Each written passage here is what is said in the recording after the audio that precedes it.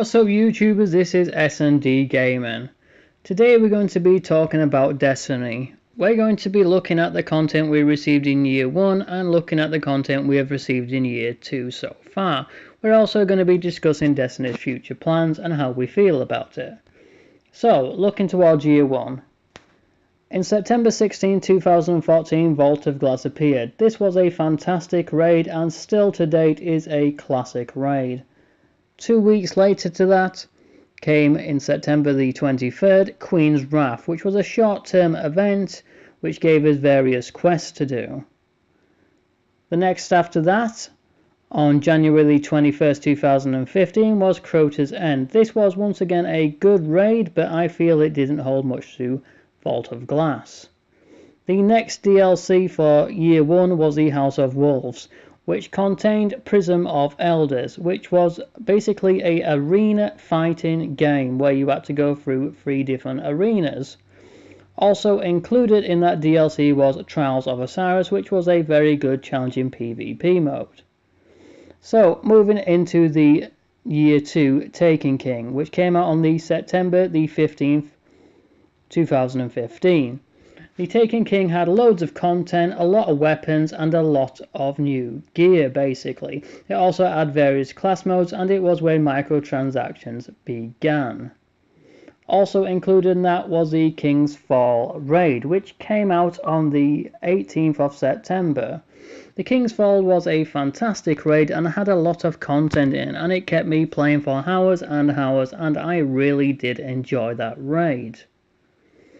They also introduced again Trials of Osiris, but I kind of feel like this is DLC we already paid for. Moving on to that, a couple of weeks later, on October the 26th, 2015, Festival of the Lost was released, and this was basically a short-term activity event where people ran around and did little quests to get masks. But I feel like it was also a money grabber because you had to gamble your silver away to try obtain the skull mask, as you see in the picture.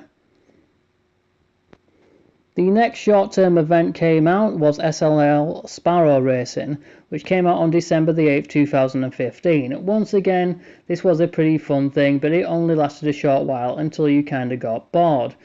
And Destiny, as they announced, are only going to be releasing short-term events. So going on this, I'm not very impressed so far.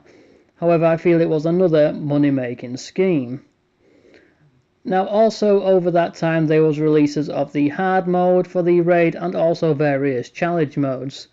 I feel like the challenge modes didn't really deserve the title challenge because they was pretty damn easy, if I'm going to be honest with you. So, looking towards the future content. The next upcoming event is going to be released on February the 9th, which is a Valentine's Day themed event called Crimson Days. This will have various quests which we'll be able to obtain through Lord Shacks. And it'll also have new gear for us to collect. And it'll also contain a new Crucible mode. The Crucible mode is going to be called Crimson Doubles. It's a 2v2 elimination type based game with 5 rounds max. But there's a twist to it, which is a buff called the Broken Heart, which basically, once one of your teammates died, it gives you a buff which you'll have max stats, so you can try revive your teammate to keep the game going. And looking towards the future now, Bungie did announce that there would be a large DLC coming sometime in 2016 which would affect the sandbox mode. Now I would probably presume if it would be affecting the sandbox mode, it would be possibly looking at a new planet, maybe Mercury? I'm not too sure, but that's a little guess I'm making. They also announced that they would have a Destiny 2 in September 2016. However, there's been some recent changes to that. They have also made a note now that it's going to be delayed.